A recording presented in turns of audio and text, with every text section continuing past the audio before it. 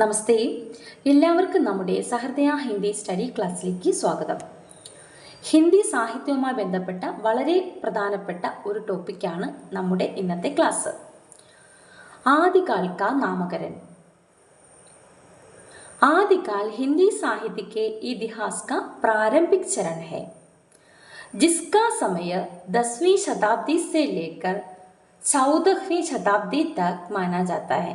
ഹിന്ദി സാഹിത്യത്തിൻ്റെ ആരംഭഘട്ടമാണ് ആദികാൽ എന്നറിയപ്പെടുന്നത്. ഇതിൻ്റെ സമയപരിധി 10ാം നൂറ്റാണ്ട് മുതൽ 14ാം നൂറ്റാണ്ട് വരെയാണെന്ന് പറയപ്പെടുന്നു.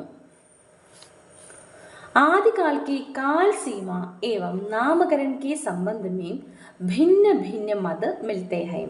इस मत भिन्नता का कारण उस समय के साहित्य में दिखाई देने वाली भिन्न भिन्न प्रवृत्तियों को माना जा सकता है.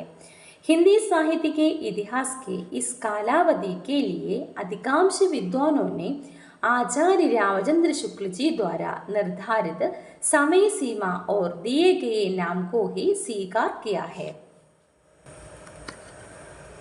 ആദികാലിൻ്റെ സമയപരിധിയെയും അതുപോലെ തന്നെ നാമകരണത്തെക്കുറിച്ചുമൊക്കെ വ്യത്യസ്ത അഭിപ്രായങ്ങൾ കാണപ്പെടുന്നു.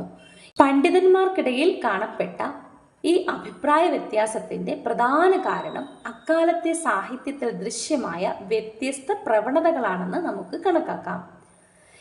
ആചാര്യ രാമചന്ദ്ര ശുക്ലജി നൽകിയ കാലപരിധിയും അതുപോലെ പേരും ഹിന്ദി സാഹിത്യത്തിലെ മറ്റുള്ള എല്ലാ പണ്ഡിതന്മാരും അംഗീകരിച്ചിട്ടുള്ളതാണ്.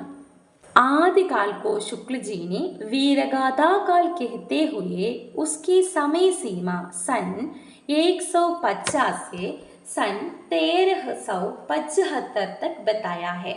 ഹിന്ദി സാഹിത്യ ചരിത്രത്തിൻ്റെ പ്രാരംഭഘട്ടമായ ആദികാലിന് ആചാര്യ രാമചന്ദ്ര ശുക്ലജി വീരഗാഥാകാൽ എന്ന പേര് നൽകുകയും അതിൻ്റെ കാലപരിധി 1050 മുതൽ 1375 വരെയാണെന്ന് പറയുകയും ചെയ്തു. शुक्ल जी ने अपने समय तक उपलब्ध आदिकालीन साहित्य की प्रमुख प्रवृत्ति शौर्य गायन तथा युद्ध वर्णन को आधार मानकर शुक्ल जी ने इस काल को वीरगाथा काल कहना उचित समझा है.